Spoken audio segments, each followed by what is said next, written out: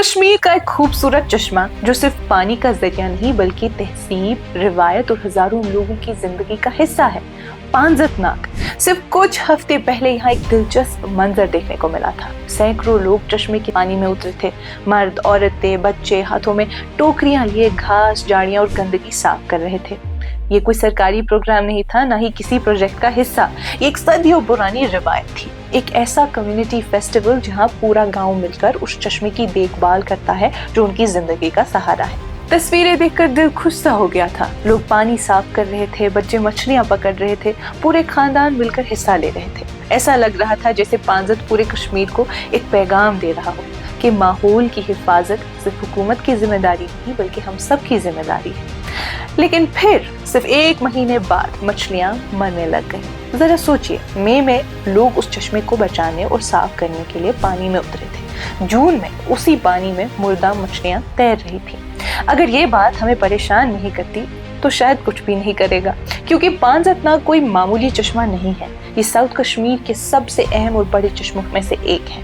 कहते हैं कि ये सैकड़ों छोटे छोटे स्प्रिंग से फीड होता है, दर्जनों गांवों को पानी फराहम करता है, खेतों को सींचता है, फिशरीज को सपोर्ट करता है और रोजगार का जरिया भी है और नस्लों से जिंदगी का निशान माना जाता रहा है। लेकिन आज ये चश्मा भी परेशानी के आसार दिखा रहा है।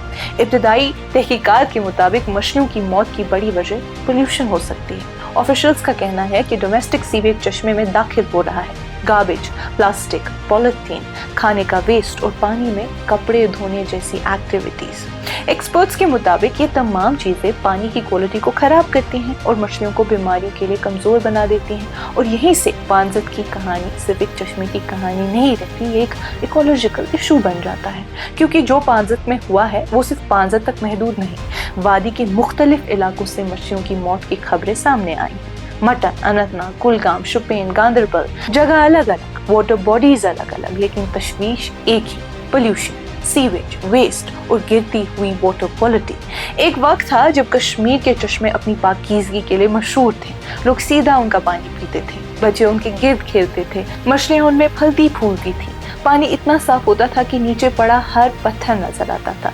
आज वही चश्मे मॉडर्न जिंदगी के दबाव का सामना कर रहे हैं। मसला ये नहीं है कि हम अपने चश्मों से मोहब्बत नहीं करते, पांजत के लोगों ने साबित कर दिया है कि वो करते हैं। मसला ये है कि मोहब्बत अकेले सीवेज को नहीं रोक सकती, रिवायत पोल्यूशन को नहीं रोक सकती, और साल में एक दिन की सफाई बाकी 364 दिन की गंदगी का मुकाबला नहीं कर सकती।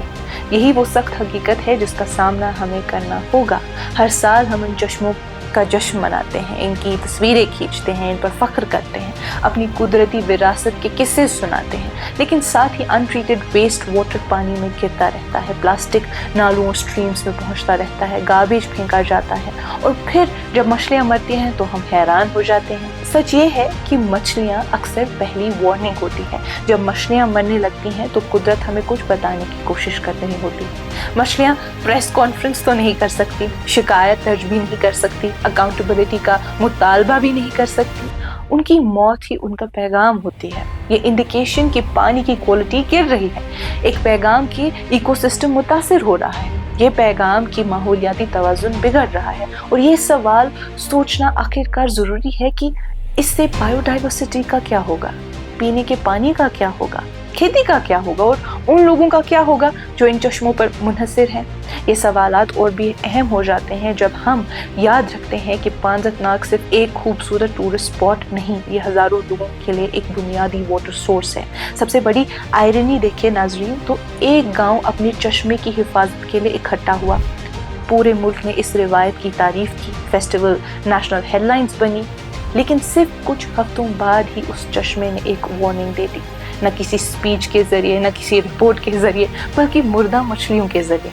शायद पांजत हमें यह सिखा रहा है कि कंजर्वेशन सिर्फ एक सिंबॉलिक एक्टिविटी नहीं रह सकती, कम्युनिटी पार्टिसिपेशन जरूरी है, रिवायत जरूरी है, क्लीनिंग ड्राइव्स भी जरूरी है, लेकिन इनके साथ कुछ और भी जरूरी है, बेहतर सीवेज मैनेजमेंट, वाटर बॉडीज की सख्त हिफाजत, रेगुलर साइंटिफिक मॉनिटरिंग, बेहतर वेस्ट मैनेजमेंट और पोल्यूशन के खिलाफ सख्त एनफोर्समेंट।